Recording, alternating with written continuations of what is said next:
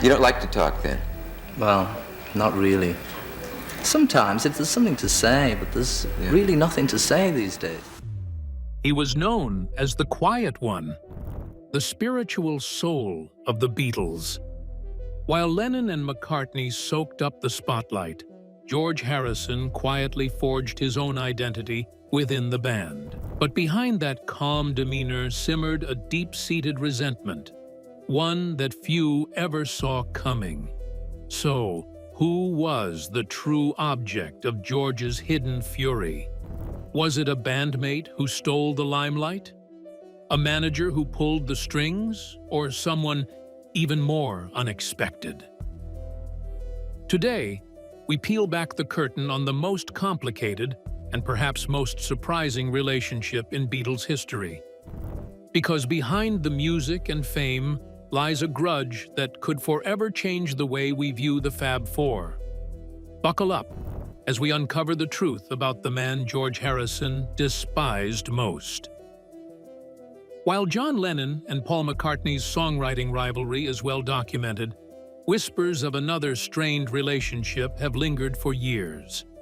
This time, the focus is on George Harrison and the one person he allegedly harbored a deep animosity towards. The dynamics of power and creative control within the band often led to friction, particularly with Harrison, who sought more creative input and recognition for his contributions. He was constantly overshadowed by John Lennon and Paul McCartney. But before we get to that, let's go back to how it all began. Early life. George Harrison was born on 25th of February 1943 at 12 Arnold Grove in Wavertree, Liverpool. He was the youngest of 4 children born to Harold Hargreaves, Harrison, and Louise Harrison. Harold worked as a bus conductor and had previously been a ship's steward with the White Star Line, while Louise was of Irish Catholic descent and worked as a shop assistant. George had 3 siblings, an elder sister named Louise, and 2 elder brothers, Harold and Peter. According to Boyd, a biographer of Harrison, his mother Louise was particularly supportive of her children's happiness, recognizing George's passion for music as a source of joy for him. Louise Harrison, George Harrison's mother, had a deep passion for music and was known for her enthusiastic singing voice, which could rattle the windows of their home, much to the surprise of visitors. During her pregnancy with George, she frequently listened to Radio India broadcasts, drawn to the mystical sounds of sitars and tablas, hoping this exotic music would bring peace and calm to her unborn baby. Harrison biographer Joshua Green wrote, "Every Sunday she tuned in to mystical sounds evoked by sitars and tablas, hoping that the exotic music would bring peace and calm to the baby in the womb." The Harrison family initially lived at 12 Arnold Grove, a modest terraced house in Wavertree, Liverpool, where George spent his first 4 years. The house lacked modern amenities, with an outdoor toilet and heating provided by a single coal fire. In 1949, the family moved to a council house at 25 Upton Green in Speke. At the age of 5, George enrolled at Dovedale Primary School. He later passed the 11+ exam and attended Liverpool Institute High School for Boys from 1954 to 1980. Despite the school offering a music course, George was disappointed by the absence of guitars and felt the educational environment was stifling. George Harrison's early musical influences were diverse and formative. He was inspired by artists such as George Formby, Cab Calloway, Django Reinhardt, Hoagy Carmichael, Carl Perkins, and Lonnie Donegan during his youth in the 1950s. However, it was a pivotal moment in early 1956 that deeply impacted him. While riding his bicycle, he heard Elvis Presley's Heartbreak Hotel playing from a nearby house, sparking his fascination with rock and roll. Even during his school days at Liverpool Institute High School for Boys, Harrison's passion for music was evident. He would often doodle guitars in his school books and declare, "I was totally into guitars." Another significant influence on him was Slim Whitman, whom he saw in a magazine or on television, solidifying his interest in the instrument. Around the age of 14, Harrison's musical journey took a practical turn when his friend Raymond Hughes offered to sell him a guitar. His mother Louise purchased it for £310, which adjusted for inflation would be about £110 in 2024. A family friend taught Harrison some foundational songs like Whispering, Sweet Sue, and Dinah, setting him on his path as a guitarist. Inspired by Lonnie Donegan's skiffle music, Harrison formed his skiffle group called the Rebels with his brother Peter and friend Arthur Kelly. It was during this time on the bus to school that he encountered Paul McCartney. That was the beginning of a lifelong friendship and musical partnership that would shape the course of music history. Early career. In March 1958, George Harrison auditioned for John Lennon and Paul McCartney's skiffle group, the Quarrymen, at Rory Storm's Morgue Skiffle Club. Initially, Lennon felt Harrison, who had just turned 15, was too young to join. However, McCartney arranged a second audition on a Liverpool bus, where Harrison impressed Lennon by playing the lead guitar part for Raunchy. This led to Harrison socializing with the group and eventually becoming a full member. Despite his father's wish for him to continue his education, Harrison left school at 16 and took on an apprenticeship as an electrician at Blackler's, a local department store. During the Quarrymen's first tour of Scotland in 1960, Harrison used the pseudonym Carl Harisson, inspired by the musician Carl Perkins. This period marked the beginning of Harrison's journey with the Beatles, where his guitar skills and musical contributions would become integral to the band's evolution and success. In 1960, the Beatles, under the management of Alan Williams, secured gigs at the Indra and Kaiserkeller clubs in Hamburg, owned by Bruno Koschmider. This marked their initial residency in Hamburg, where they began honing their musical skills in the vibrant club scene. However, their stint was cut short when George Harrison, still underage, was deported for being unable to legally work in nightclubs. By December 1961, Brian Epstein had taken over as their manager, refining their public image and ultimately securing them a recording contract with ME. Their first single, Love Me Do, was released and reached number 17 on the record retailer chart. The following year, their debut album, Please Please Me, launched them into the stratosphere of fame as Beatlemania swept across the globe. George Harrison, known for his serious and focused demeanor on stage, earned the nickname the Quiet Beatle. This title became prominent during the Beatles' arrival in the United States in early 1964, when Harrison was notably unwell with strep throat and a fever. Medical advice prompted him to conserve his voice until their scheduled performance on The Ed Sullivan Show, where the Beatles made a historic television debut that further fueled their worldwide popularity. George Harrison's persona as the Quiet Beatle became cemented during the Beatles' tours, where his reserved nature stood out in contrast to his more outspoken bandmates. This nickname, coined by the press, amused Harrison himself and persisted throughout his career. Musically, Harrison's influence within the Beatles began to assert itself. He had 2 lead vocal credits on the Beatles' debut album, including the popular song Do You Want to Know a Secret, which was written by Lennon and McCartney. By their second album, With the Beatles, 1963, Harrison had 3 lead vocal credits, including Don't Bother Me, which marked his first solo writing credit.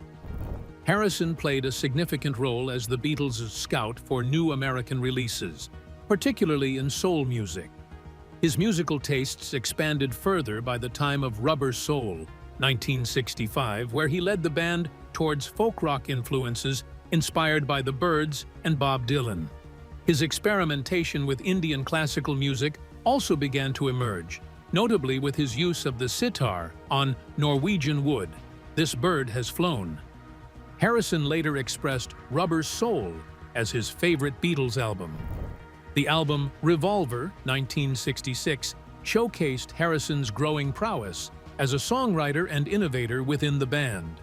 His compositions included Taxman, which opened the album Love You Too, featuring Indian musical elements like the sitar and tabla, and I Want to Tell You. Harrison's tambura part in Lennon's Tomorrow Never Knows highlighted the Beatles' exploration of non-Western instruments and sounds, further expanding their musical horizons.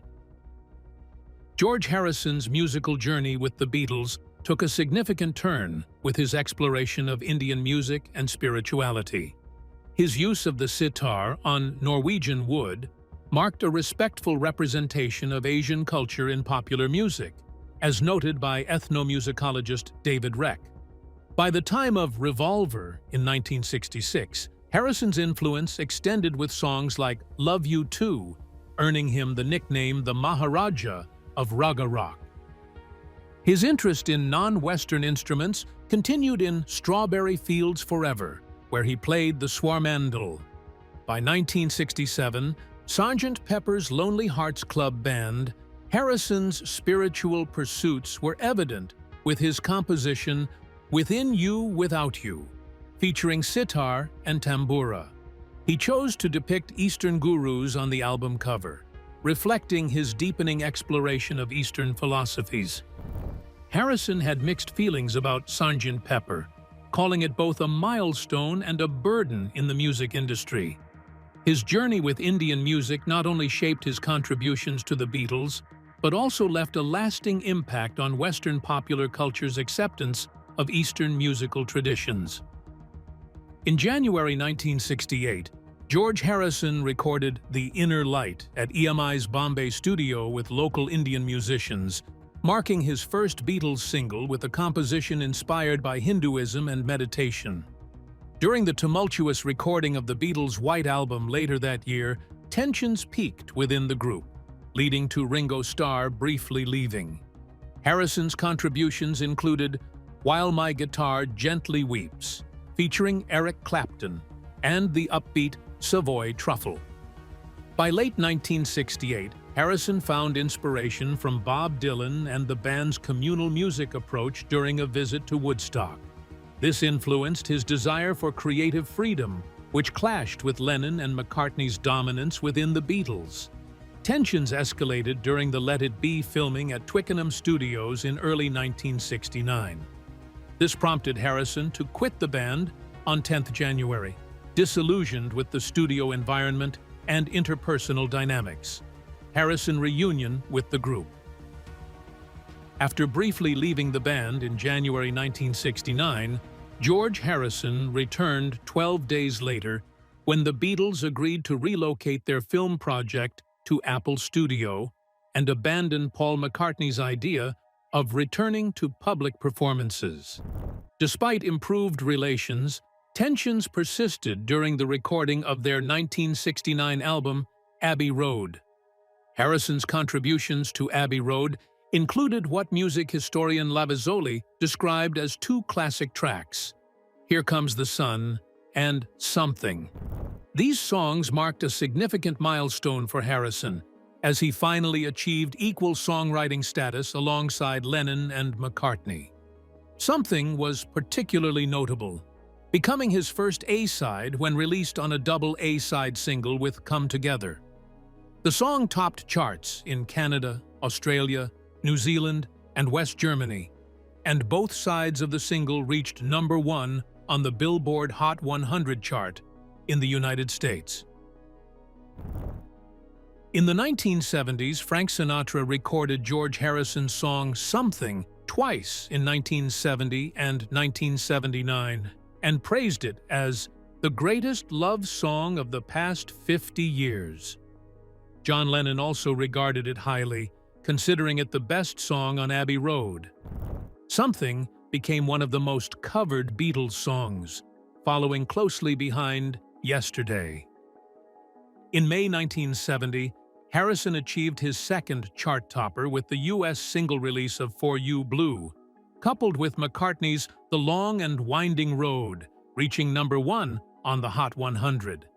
By this time, Harrison had accumulated a significant collection of unreleased compositions, reflecting his increased productivity. Despite his growth as a songwriter, Harrison's frustration grew within the Beatles due to his limited presence on their albums, typically contributing only 2 or 3 songs. This dissatisfaction was a significant factor contributing to the band's eventual breakup. Harrison's final recording session with the Beatles took place on 4th of January 1970, when he, McCartney, and Starr added overdubs to Let It Be for the soundtrack album of the same name. However, all of the band's recordings were full of ups and downs. The dynamics of power and creative control within the band often played a role in shaping their interactions and occasionally led to friction. This led to George Harrison harboring a deep animosity towards one of his band members. George and McCarthy feud. Throughout most of their career, the Beatles maintained incredibly close relationships within the group. According to Hunter Davies, they didn't live a communal life, but shared their lives communally. They were each other's closest friends. George Harrison's ex-wife, Pattie Boyd, reflected on how the Beatles had a unique bond, expressing that they all belonged to each other. She acknowledged that there were aspects of their relationship that she, as well as other spouses, could never fully understand or penetrate. Ringo Starr also emphasized the deep camaraderie among the Beatles. He recalled how they looked out for each other, shared many laughs, and cherished moments of togetherness, even in the smallest spaces like hotel bathrooms. Starr described these moments as filled with love and care, highlighting the extraordinary closeness among the 4 of them. The relationship between George Harrison and Paul McCartney, 2 of the Beatles' core members, was multifaceted and evolved significantly throughout their years together in the band. Out of the 4, Harrison and McCartney met first as young boys on a school bus and quickly bonded over their shared passion for music. They often learned and rehearsed new guitar chords together, laying the foundation for their musical partnership with the Beatles. McCartney has fondly referred to Harrison as his baby brother, indicating a close and familial bond that extended beyond their musical collaboration. However, despite their camaraderie, tensions occasionally surfaced between Harrison and McCartney, especially as the Beatles' dynamic shifted over the years. The creation of the groundbreaking album Sgt. Pepper's Lonely Hearts Club Band in 1967 marked a turning point. Widely regarded as a masterpiece, the album was primarily driven by Paul McCartney's creative vision. This period saw McCartney taking a more dominant role in shaping the band's direction, which sometimes overshadowed Harrison's contributions. Before 1969, Harrison struggled to gain equal recognition alongside John Lennon and Paul McCartney as a songwriter and creative force within the Beatles.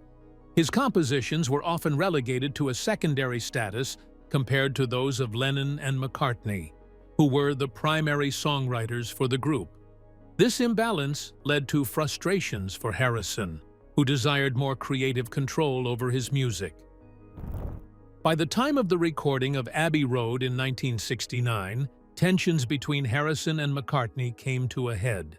Harrison asserted himself more forcefully, rejecting McCartney's suggestions for changes to his songs. This marked a significant shift, where Harrison began to assert his creative independence and demand recognition for his artistic contributions within the band. In a revealing conversation captured by writer Anthony Fawcett and chronicled in Barry Miles's biography, Paul McCartney Many Years From Now, 1998, Paul McCartney and George Harrison's dynamic within the Beatles is illuminated. McCartney, known for his candid assessments, acknowledged a shift in songwriting prowess between himself and Harrison. He remarked to John Lennon, "Well, the thing is, I think that, until now, until this year, our songs have been better than George's. Now this year, his songs are at least as good as ours." However, Harrison's response to McCartney's assessment appeared to dismiss the comparison.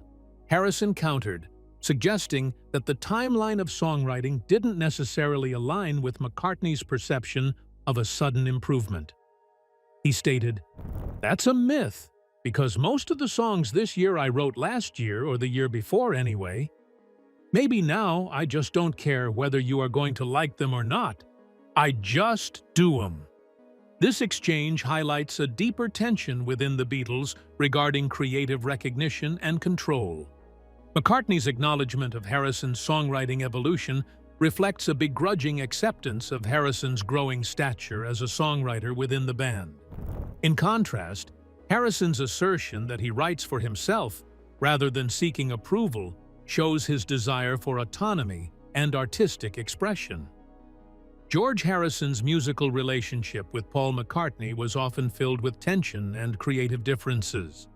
In a 1974 interview, quoted in Ashley Kahn's George Harrison on George Harrison, Interviews and Encounters, Harrison expressed his preference for other musicians over McCartney.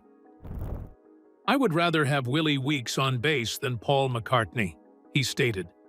"That's the truth, with all respect to Paul. Paul is a fine bass player, but he's a bit overpowering at times. I would join a band with John Lennon any day, but I could not join a band with Paul McCartney. But it's nothing personal. It's just from a musical point of view." Harrison respected McCartney's musical talents, but found his approach often overwhelming. This dynamic was particularly evident during the recording sessions for McCartney's song Maxwell's Silver Hammer in 1969. Harrison detailed the experience, noting, "Paul would always help along when you'd done his 10 songs. Then, when he got round to doing one of my songs, he would help. It was silly. It was very selfish. Sometimes Paul would make us do these fruity songs. I mean, my God, Maxwell's Silver Hammer was so fruity. After a while, we did a good job on it. But when Paul got an idea or an arrangement in his head..." Harrison's remarks reflect his frustration with what he perceived as McCartney's domineering nature in the studio. While McCartney's perfectionism and detailed arrangements contributed to the Beatles' success, they also led to conflicts, particularly with Harrison, who sought more creative input and recognition for his contributions. George Harrison's relationship with Paul McCartney was further strained by what Harrison perceived as McCartney's underestimation of his songwriting abilities.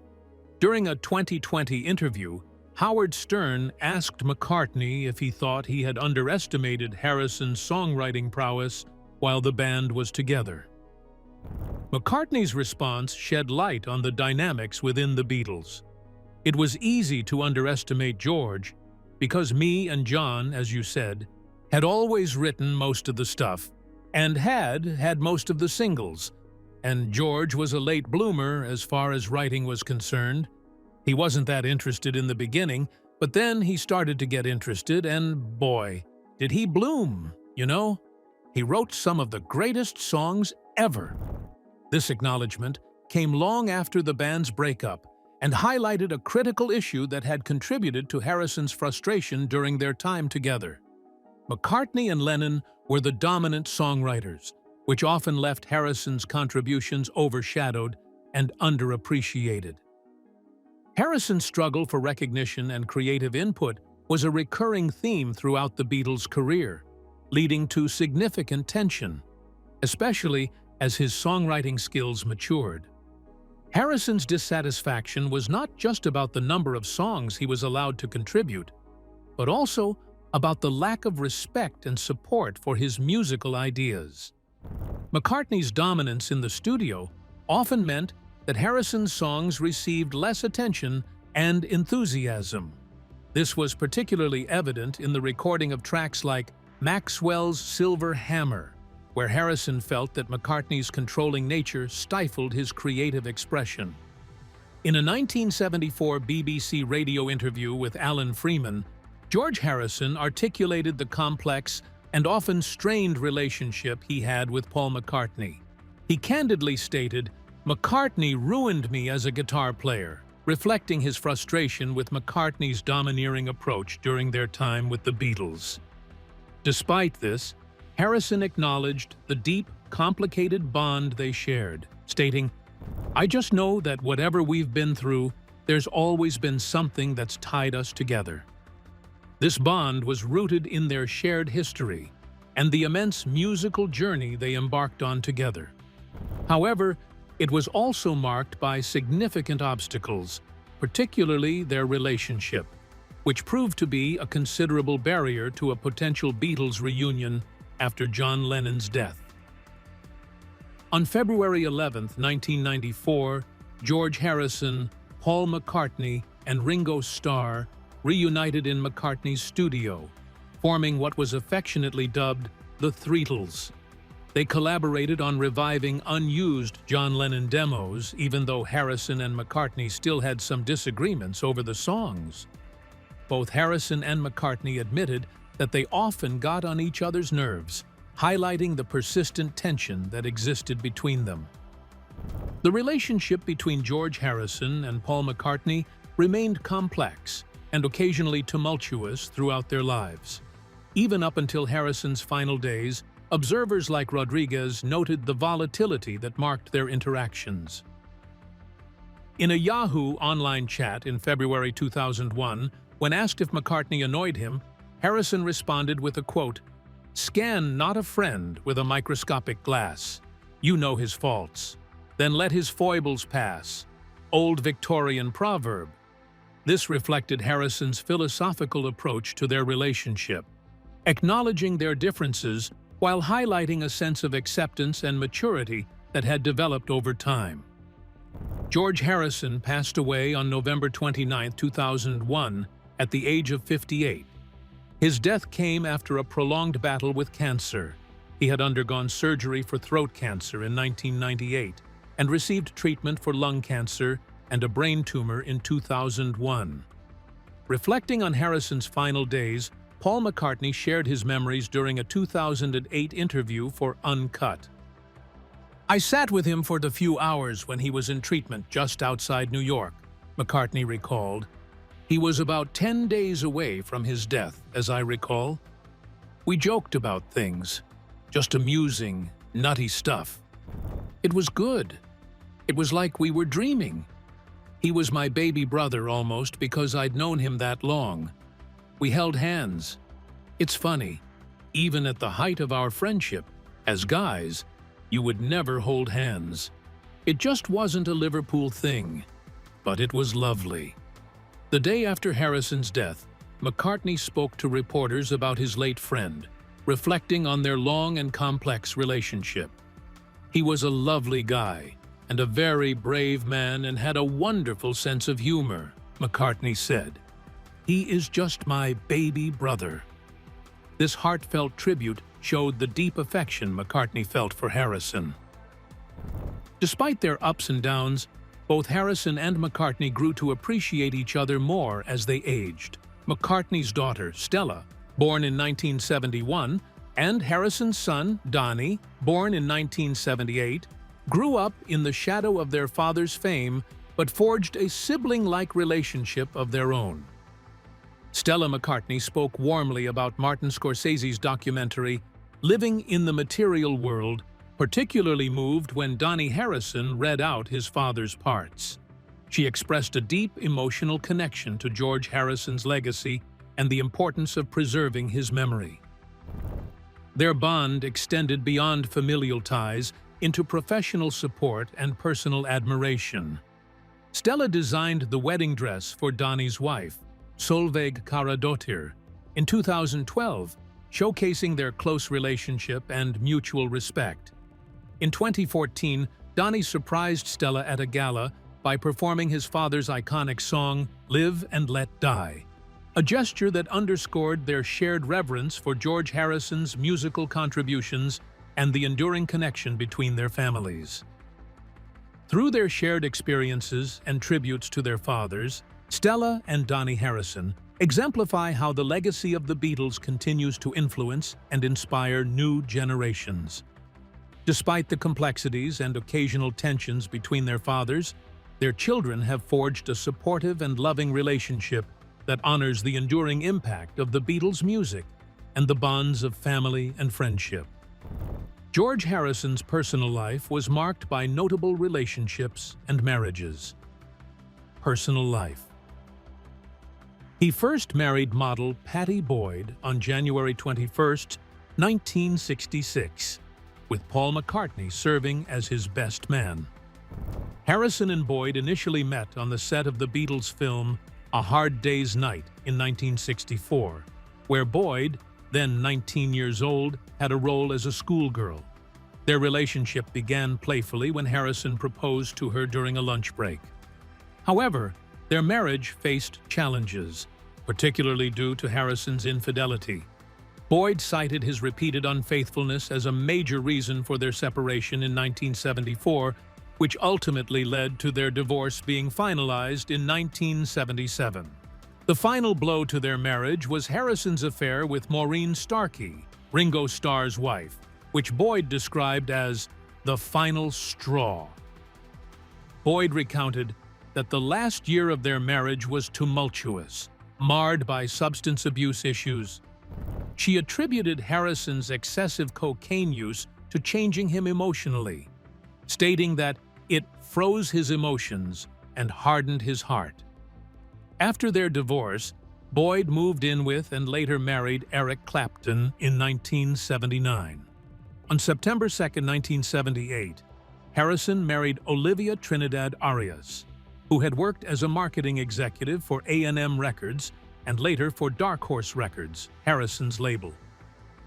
George Harrison's life extended beyond music into other passions and interests, notably sports cars and motor racing. His enthusiasm for automobiles began early, influenced by his attendance at the 1955 British Grand Prix at Aintree when he was just 12 years old. Over the years, he developed a keen interest in collecting photos of racing drivers and their cars, which grew alongside his admiration for Formula One racing. Harrison and Olivia's marriage endured until George Harrison's passing in 2001. Olivia played a significant role in supporting Harrison through his health challenges. She continued to protect his legacy after his death. Harrison legacy. George Harrison's posthumous recognition and legacy have been celebrated through various honors and tributes, underscoring his profound impact on music and popular culture. In 2004, Harrison was posthumously inducted into the Rock and Roll Hall of Fame as a solo artist, a testament to his significant contributions beyond his role in the Beatles. His former bandmates Jeff Lynne and Tom Petty, who collaborated with Harrison in the Traveling Wilburys, were instrumental in presenting him with this prestigious accolade. This recognition highlighted Harrison's evolution as a songwriter, musician, and cultural icon independent of his Beatles legacy. Another noteworthy honor came in 2006 when Harrison was inducted into the Madison Square Garden Walk of Fame for his pivotal role in organizing the concert for Bangladesh. This historic event, organized by Harrison in 1971, was one of the first major rock benefit concerts and raised awareness and funds for humanitarian aid to Bangladesh. On April 14, 2009, Harrison received a star on the Hollywood Walk of Fame in front of the Capitol Records building in Los Angeles. The ceremony was attended by his widow, Olivia Harrison, along with his former bandmates Paul McCartney, Jeff Lynne, and Tom Petty. The unveiling of Harrison's star was a poignant moment, marked by heartfelt speeches honoring his musical legacy and cultural contributions. Harrison's son Donnie also participated in the ceremony, adding a spiritual touch by chanting the Hare Krishna mantra, reflecting his father's deep spiritual beliefs and influences. In addition to these honors, a documentary film titled George Harrison, Living in the Material World was released in October 2011, directed by acclaimed filmmaker Martin Scorsese. The documentary delved into Harrison's life, music, spirituality, and impact through interviews with Olivia and Donnie Harrison, close friends such as Eric Clapton and Ringo Starr, collaborators like Paul McCartney and Tom Petty, and other notable figures who knew and worked with Harrison throughout his career. Harrison received the Recording Academy's Grammy Lifetime Achievement Award posthumously at the Grammy Awards in February 2015. A marker by the Illinois State Historical Society in Benton, Illinois, commemorates Harrison's 1963 visit to see his sister, marking him as the first Beatle to visit the United States. In 2017, artist John Cerny unveiled a mural installation in Harrison, and statues of Harrison are located worldwide, including several in Liverpool and a bust in Dhaka, Bangladesh's Shadi-Notar Shagram Triangle Sculpture Garden, honoring his cultural contributions. Recently, on May 24, 2024, a blue plaque was unveiled at Harrison's childhood home at 12 Arnold Grove in Wavertree. The man he truly hated. While the public often focused on the rivalry between Lennon and McCartney, a lesser-known but equally complex tension simmered between George Harrison and John Lennon. Despite their early bond, which began long before the Beatles skyrocketed to fame, George's relationship with John grew strained over time. Harrison admired Lennon's wit and creative genius, but he also resented his dominating presence and dismissive attitude. As the Beatles evolved, so did their dynamic, and George often found himself sidelined creatively, especially by Lennon, who rarely took his songwriting contributions seriously. Even during the band's final years, Lennon would belittle Harrison's spiritual journey and mock his devotion to Indian music and mysticism. George, once the quiet disciple, began to grow bitter over the lack of respect and emotional distance Lennon showed him. Their final interactions were often cold, and Harrison later admitted in interviews that John could be a difficult and self-centered person. In his memoir, I, Me, Mine, George barely mentioned Lennon at all, a telling silence that spoke volumes. Although he mourned Lennon's death, George never sugarcoated the emotional wounds left behind. Behind the peace signs and Beatles nostalgia, George Harrison carried a grudge that never fully healed, especially when it came to John Lennon. What do you think about George Harrison and Paul McCartney's feud? Share your thoughts in the comment section below. Did you like this video? Please click the thumbs up button and turn on notifications to get more. Also, don't forget to explore our other videos for more interesting stories and insights.